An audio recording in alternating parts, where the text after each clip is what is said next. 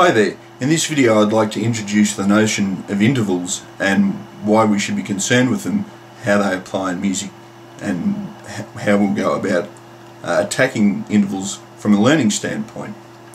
Okay, so in any man's language an interval is simply a measure of distance between any 2 points.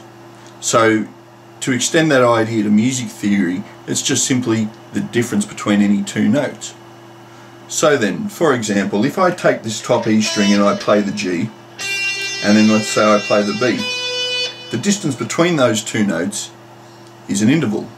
Similarly, the distance from B to G is another interval, albeit in inversion, which I'll discuss also. So basically, chords, scales, arpeggios, 2-note progressions, all sorts of things can be broken down to intervals. They are the finest level of granularity that we have about the guitar neck. When we learnt the chromatic scale, that was another way of looking at intervals in terms of names. When we put the two together, we have complete mastery of the fretboard, and we can create music, we can create tensions, we can resolve tensions, we can create movements, we can modulate, we can do all sorts of things, and we can understand how we're getting from any given point to another given point just by considering intervallic theory. Okay, so it follows that intervals can be either melodic, played sequentially, as was the example I just showed before, or harmonically, such as chords. So to elaborate on the idea of chords, let's just break it down to its simplest idea and take a C major triad, and I'll just take the the third string, and I'll play the C at the 5th, the E at the 5th on the 2nd string, and the G on the top string. Okay, so I'm playing a C major triad. Now the distance from C to E is an interval, as is the distance from E to G, as is the distance from C to G. In other words, the more notes are present, the more intervals we are playing, and there's so much information and detail that explains just what it is we're doing. And that's why they're so important. And the theory can seem a little bit daunting, but it's really not that hard once we get the basic rules down pat, and it's definitely worth pursuing because it'll give you so much control over what you do when you create a piece of music, and that's ultimately the goal that we would like to teach here at theaugmentedseventh.com. Okay, so we've introduced the idea of an interval, what it means in practice, and we need to now consider how they're named. Now, you'll recall from the chromatic scale, the 12 notes in Western music, there are 7 natural notes. It's because of this that the idea is extended so that there are 7 types of intervals within a given octave. Now, recall that there are 12 different notes, and we're only considering 7 to begin with. That means that these intervals will have different types of qualities, whether they be sharpened or flattened or altered in some way. So when we look at a 12-note octave of Western music, we're talking about 7 different types and various qualities of each type.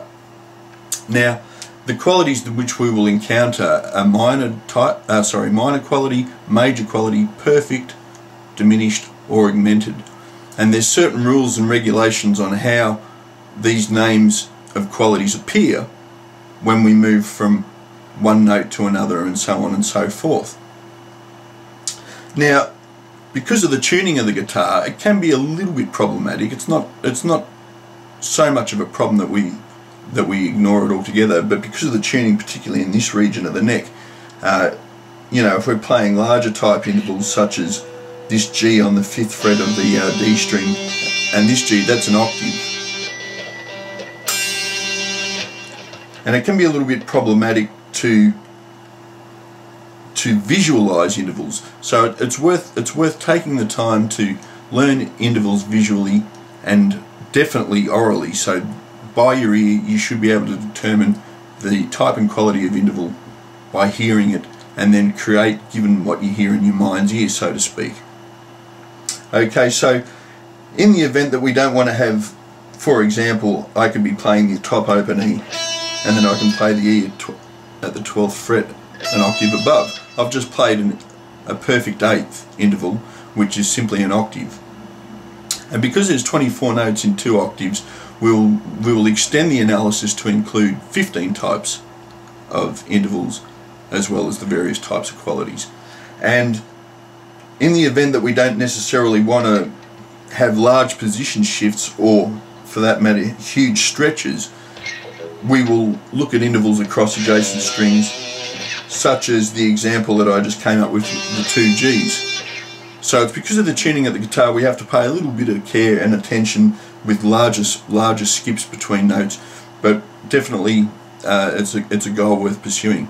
So I look forward to presenting the theory of intervals to you, and we'll go through them an interval at a type at a time, and we'll build the theory up as we go. Once again, if you have any questions or comments, please contact us. Otherwise, I'll speak to you later. Cheers.